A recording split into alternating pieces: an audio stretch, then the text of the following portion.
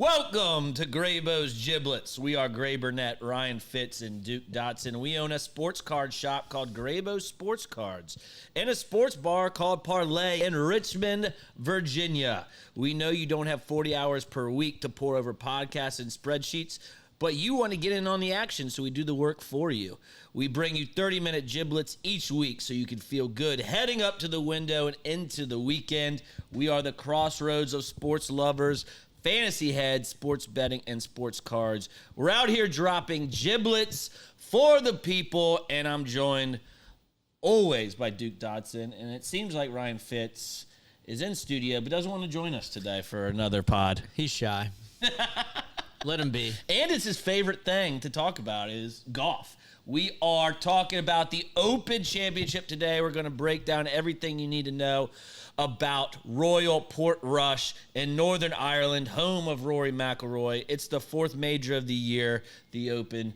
I'm excited. This is my second favorite major behind the Masters. We get to go across the pond. We get to see the heavy winds, the rain, the pot bunkers. I'm excited. Duke, you ready to get into our fourth major of the year? I know you love the Open Championship and you love talking about golf, but you're very excited today about something else. Why don't you share with the people? Dave Matthews Band is coming back to Richmond, Virginia, the first time since the 1990s. I'm excited. The Flood Zone. This was your wife's first concert. She went with Uncle Tom to the Flood Zone. It was her first concert. Wow. Ever. I didn't know that. And Dave Matthews was playing. Pretty cool. And she's coming tonight for the first time in a while. I don't think she's seen Dave in a while. You've never seen Dave. Never seen him. You're coming. This is probably number 20. Fitz and I have probably been 20 times, and we're going to make it a great night. Do you know I was supposed to go to Dave Matthews in Roanoke when I was in high school? You want to hear it? It's a fun story. So that was a Saturday night. Okay. My parents were out of town. On Friday night, I threw a little shindig at my house. A little wet outside, and this jerk from Salem High School, who's one of our rivals, I think he intentionally did it. He tracked mud in my house, and then about 100 people stampeded all over the living room, the dining room, the steps. So I woke up Saturday morning with my entire house covered in mud. My parents were coming home the next day. So I cleaned carpet for like 12 hours on my hands and knees. I called Stanley Steamer. They didn't respond on a Saturday. So I bought like 6 bottles of Resolve and a bunch of hand towels, and I sprayed and blotted, vacuum, spray and blotted. Like cleaning the scene of a crime. It was, and I did it for 12 hours. All my friends with Dave Matthews except me. And it was the best part that your parents came home and you have this spotless house, but you left a beer somewhere. That was a different. No, I've done that too. That's a different story, different party. But the funny part was the steps specifically down to the basement. I cleaned them that day. You couldn't tell. My parents came home. They couldn't tell. Got away with it. But like months and months later, like it was like mud deep down in the carpet. Like it's just like kind of thick, like Berber carpet. It started emerging. So like 6 months later, the whole carpet was brown again. My parents were like, "What's going on?" And I was like, "I don't know. This is a dirty house. Dirty house." Well, I'm excited that you get to finally see Dave with us, with your family and your great friend, business partner Ryan Fitz over there. Now, if you come to this podcast and you want to hear Ryan Fitz and you're like, man, he's not going to talk, we have his picks. So we do have that. So you need to listen and stay tuned for the picks because he has a lot. We'll get into one and done outright winners and our favorite bet of the week. But first, a little course update. We're back in Portrush. Last time it was played here was 2019. Shane Lowry pretty much ran away with it. It was pretty cool to see an Irishman like Shane Lowry win it. I'm not really on him this week. He's kind of cold, but you know this is a course that he's won.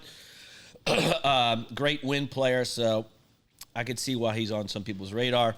You have 156 golfers again for this major, including live players. Top 65 in ties, which is a little different from the U.S. Open because it was top 60 in ties. So that's good for DraftKings to get a couple more people through the cut. It is a par 71. It is about 7,400 yards, a little less than that. It is a link-style course, which I like because you don't have to be this long hitter. It's a strategy-type course. Find fairways, hit irons off the tee, hit the frickin' green. If you hit the green and you're a bad putter, you can live with that because the putting on links courses are usually not too bad. What I mean by that is flat. But you'll see this course is probably one of the most difficult links course green-wise because there is some elevation. But usually you don't see that. Did you mean undulation? Did I mean that? Yeah. What did I say? You mean like this? Not, Yeah. Thank you. You're Thank welcome. you. No problem. Man, you got me. Family. Links course, you're going to see a lot of wind. Hopefully the wind picks up. Watching the weather reports for this week, you have Thursday and Friday are going to have gusts of like 15 to 20, but Saturday and Sunday is really calm. We don't want that. I want chaos. Mm-hmm. And then you're going to have a lot of bunkers. If you hit a bunker, off your drive, that's pretty much a penalty stroke. So don't want to find the pot bunkers here in Portrush. What you should look for when you're looking at your golfers to bet, strokes gained approach, obviously every week, strokes gained off the tee, experience with links course. So like a Jordan Spieth, it's a very good pick this week. He is someone that is very good on the links course. Bogey avoidance, scrambling, and major experience is what I'm looking for. This is not going to be as tough as the U.S. Open. You probably will see your leader in the 15 under, 14 under range. I know that's what Shane was, so maybe a little less than that. I'm going to go with 12 under this week is going to be my winner. Mm-hmm. What are your storylines this week, Denny? What are you looking forward to? Who are you targeting? And who should we keep an eye on? Yeah, from a betting standpoint, in majors, especially like tough courses like Portrush, I can just weed a lot of people out. A lot of times there's like 10, 12 guys I like from a one and done standpoint. In this course, I'm dwindling it down to like 3 or 4 guys, which doesn't mean they're going to win. It just makes me feel confident going into the week. I think, can Scotty do it is an interesting storyline, but I think the more important storyline is Rory. Like, a lot of people are on Rory this week. He kind of got it back together last week. Is he over the Masters hangover? At a major, at a tough course, you got to have everything clicking. Does Rory have it all clicking? I think you'll find out later where I stand on that. But I think two interesting storylines are guys that have that really are in the betting discussion this week. Shane Lowry and Tommy Fleetwood. Fleetwood came in here, second, I believe, in this. Second. In 2019, Shane won it. Fleetwood has a second recently, but Fleetwood's not known as a closer. And it is in Europe, which he does better in Europe than he does in the United States. Got to take that into consideration. But I think those 3 guys are interesting. Rory, Shane, and Tommy Fleetwood, all interesting discussions. Yeah, I like the Rory take. Rory coming off a solo second place at the Scottish Open. But watching him on Sunday, missed a lot of putts. It's this kind of thing I'm, thinking about. The back of my head here is, he lost to Chris Gotterup. I thought he would put some pressure on him on that back 9, finished the back 9 even, missed a lot of putts. But his swing looks good. Rory, obviously, going to Ireland is a leg up as well. So I like Rory this week. He's in good form. It's the last major of the season for this European/U.S. Ryder Cup standings as well. So a lot of guys want to, show Keegan Bradley and Luke Donald that they should be on the team. And is this a fade, Scotty? You didn't even mention Scotty. I mentioned it just briefly. Be perfectly honest, I see Scotty playing decent coming in 7th. It's one of those tournaments for me. So at his odds, I am staying away. I'm off Scotty this week. Just kind of Europe links course. Not real. The people can compete with him, right? Like on a links course. Yeah. Different kind of game.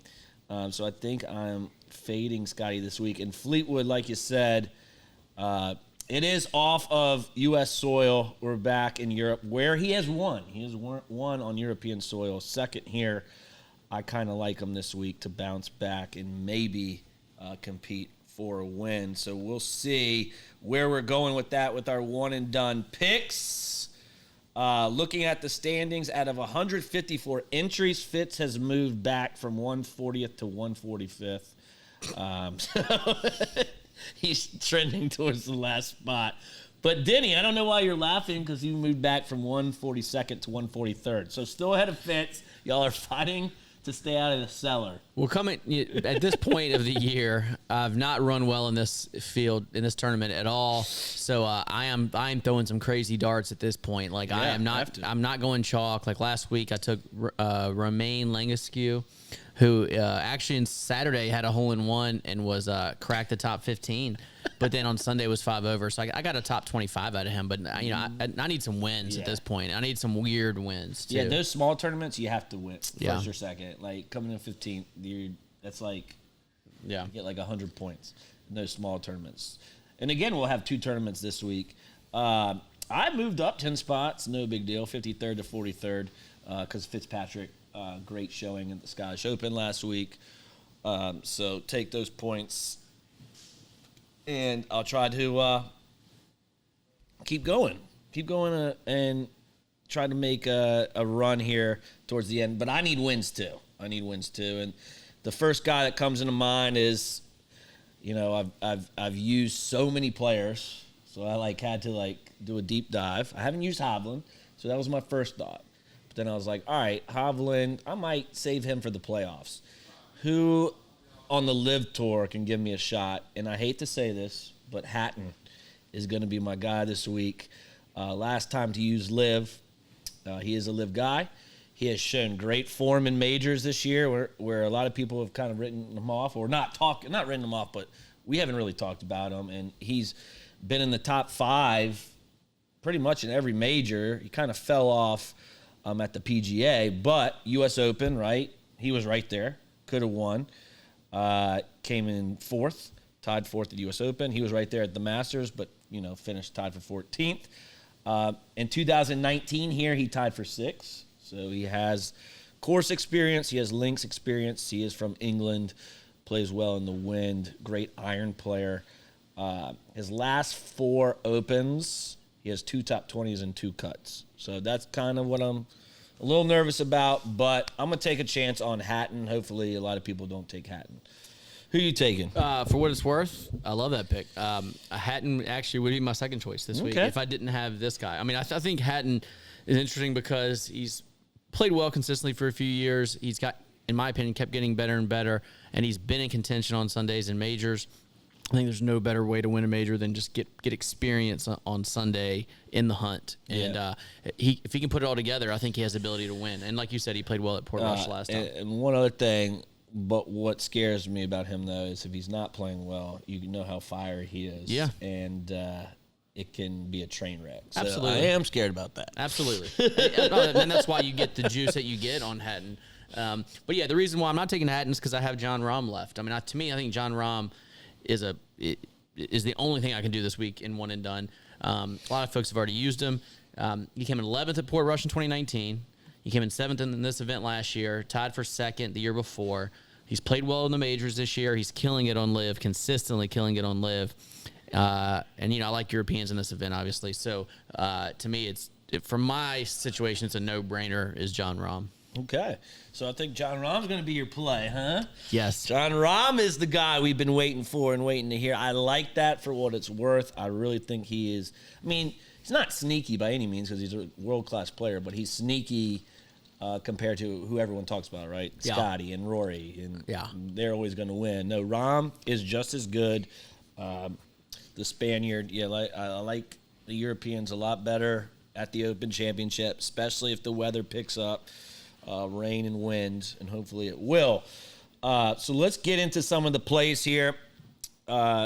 Fitz is going to also take Rahm in the Open Championship for what that's worth. So some people still have him. Yeah. Does that scare you away? No. He's going to win. So. He's going to win, so no. All right, Fitz, who is not here with us. Well, he is here. He's over there. Has sent me his plays. He has 5 plays already. He probably will have a lot more live plays as well. But at 50-1, he's taken Straka, who showed some form last week. Fitz Magic is at 55-1, who finally is back in form. And this is what I'm talking about with Ryder Cup. This is a guy that was way out of the standings coming in late into this year. And He needs to move up in the standings. Great showing at the Scottish Open. I think he's going to show up here for the Open Championship and find a spot on that Ryder Cup team. So I like that at 55-1. He has Russell Henley at 65-1. Justin Rose at 80-1, who had a sneaky 7-under Sunday at the Scottish Open last week. And then Hideki, major champion, 90-1. Why not take a chance on someone that is a great iron player and that you don't really need to rely on your putting so much?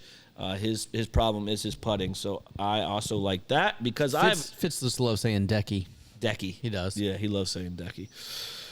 And I have a few of those. So my main plays, I have three main ones. My favorite play is Matt Fitzpatrick at 55-1. Love that number. I love guys that are coming in with recent form. I love guys that play the Scottish Open because that gives you kind of a what's the word I'm looking for? A little tune-up. A tune-up, yeah, sure. And you're ready. You know that you could play a links course and you're ready to go. And he has that motivation that he needs to move up in the standings for the European team. I love Hovland as well, 30-1. Fleetwood at 28-1 is going to be my third guy. All three of these guys are great iron players. Obviously, Fitzmagic's a little better putter than both of these guys. But again, I'm not scared about the putting this week at Portrush. So those are my three big ones. And then my sprinkles, Fitz had Hideki at 90-1. I'm going to take that as well. Koepka at 60-1. He was top 5 here in 2019. He has not been playing well, but at 60-1, why not sprinkle a little bit on the major champion? And then one of the Hogards is getting the sprinkle. Nikolai Hogard is the one that's playing better. He's 150-1. Here's another guy that is up there for the Ryder Cup team, making a move. And so I think he needs to play well. He top 10 last week at the Scottish, so 150-1. I like that a lot. Denny, yeah, who are your guys? So, no surprise, I'm going to hammer Rahm at 12-1. I'm going to keep looking, see if I can get a better number. But that's my play of the week. As you mentioned Hatton earlier, I love Hatton at 33-1. Have you found him any better than that? No, I like that number, but I'm not going to bet it. I'm going to get my exposure one and done. So, like, with Hatton, like, I'm only picking guys to win that I think are closers. They're not going to get rattled on Sunday, and that's why I'm not taking a Fleetwood, for example. Yeah. But Hatton, yes, he can be feisty, and that can be a detriment at times. But I think that fire is a good thing on Sunday more than it's a bad thing. I think he's got metal. You know what I mean? Yeah, I like it. So yeah, he came in 6th at Portrush, playing well on Live, and pretty solid major this year. I'm dabbling with thinking the idea of Bobby Mack at 35-1. Bobby Mack. So he might be in the mix. My longer shots. Patrick Reed's at 90-1.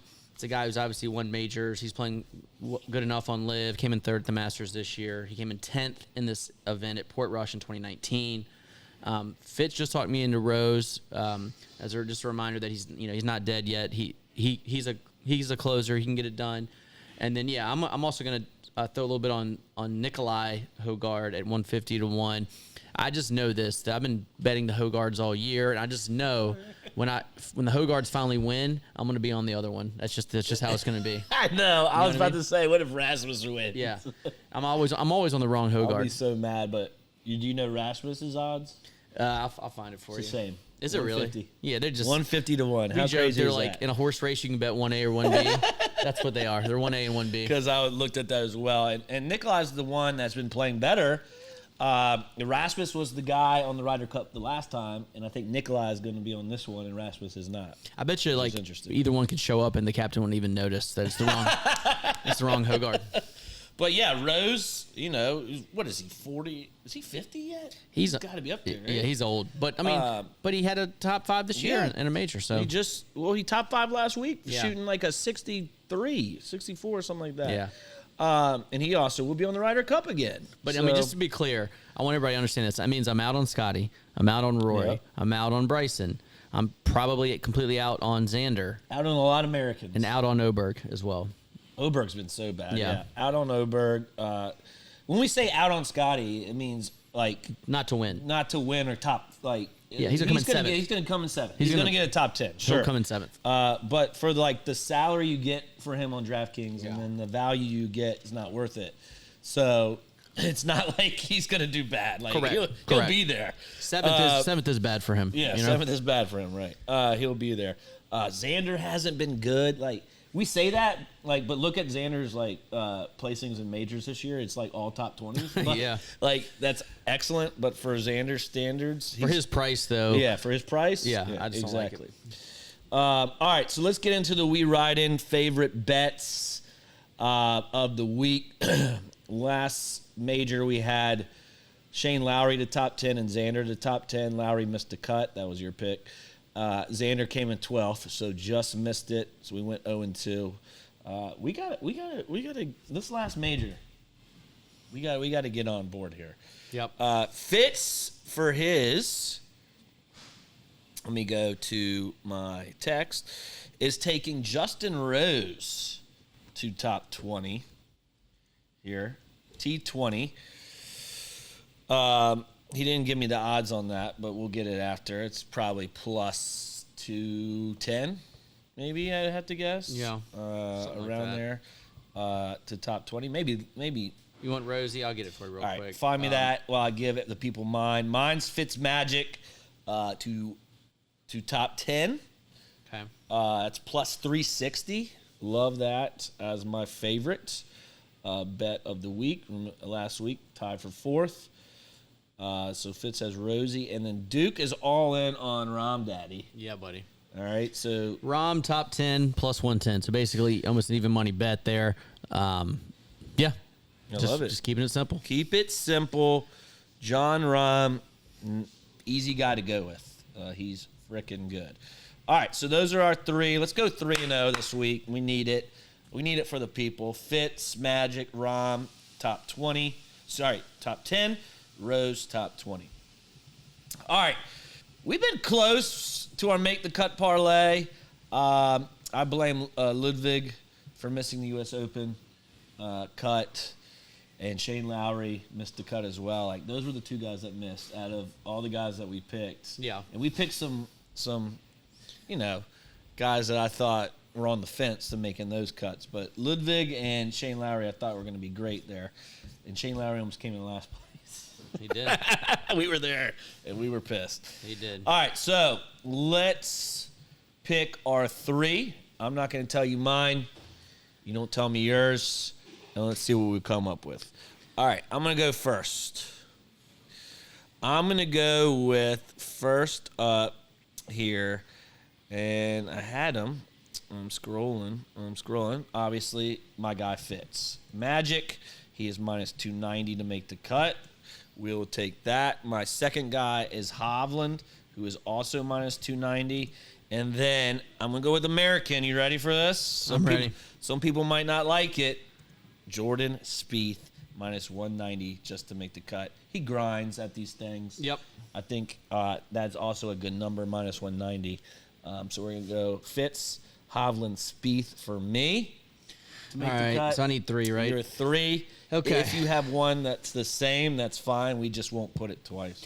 All right, give me Bobby Mack, All right. minus 275.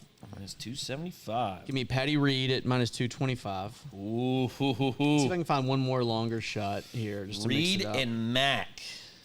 Reed is okay. minus 225. Yeah, give me Justin Rose at minus 170. See, that was almost. I almost took him as well. All right, Rose right. minus 170. Let me load yours So in. we're gonna put that in as a parlay. We have Fitz, Hove, Spieth. Fitz minus 290, Hovland minus 290, Jordan Spieth minus 190, Bobby Mack minus 275, All right, those 6 guys. Reed minus 225, and Rose minus 170. Yep, that's plus 673 or plus 763. Okay. Is there any boost? Any open boost that we can get on let me see. on the DraftKings app? Without a boost, it's $25 to win 215. Not bad. Not bad. Without the boost, and I'll see if I can find a boost in there somewhere. All right. Well, we've talked a little bit about the Opens. John Rahm is the guy that Duke is heavy on at 12-1 and one and done, and for his best bet at top 10. My guy is Fitz Magic at 55-1 and to top 10. Also threw in Hovland and Fleetwood. Denny threw in Hatton as our better main plays. Sprinkles. Go sprinkle Justin Rose and Nikolai Hogard and Hideki Matsuyama. Those are our sprinkles. Good value for major winners. And to wrap it up, the Make the Cut parlay recap. Fitz Magic, Victor Hovland, Jordan Spieth, Bobby Mack, Patrick Reed, and Justin Rose at plus. So I found an 18% boost. All right, so you get to plus 901. Plus 901 on DraftKings. Let's boost it. We're putting a unit, $25 on it. With the boost, most you can do is 10, but whatever. We'll take it. Yeah. We'll take it. We'll take it. Take the boost, $10. Probably should be betting $10 on parlays anyways. Yeah. And 25 on your actual bets, but it is what it is. All right, to wrap it up, the Open Championship, Dave Matthews tonight as well. Can't get any better than this. Do we want to do a DraftKings single bullet? Let's do one lineup. Last the U.S. Open, we had one lineup that had legs. Shane Lowry killed us, Straka killed us. But we did have one lineup that cashed, but we lost money. So let's try to. So we're fading Scotty at 14-2. We got to go Rahm, dude. You have to go Rahm. That's your guy. I got Rahm at 10-4. Is he the third highest? Yes. All right, so let's go Rahm. So fading Scotty, Rory, Bryson, Xander. How about Tommy at 9,500, Shane at 9,300? Let's go Hatton.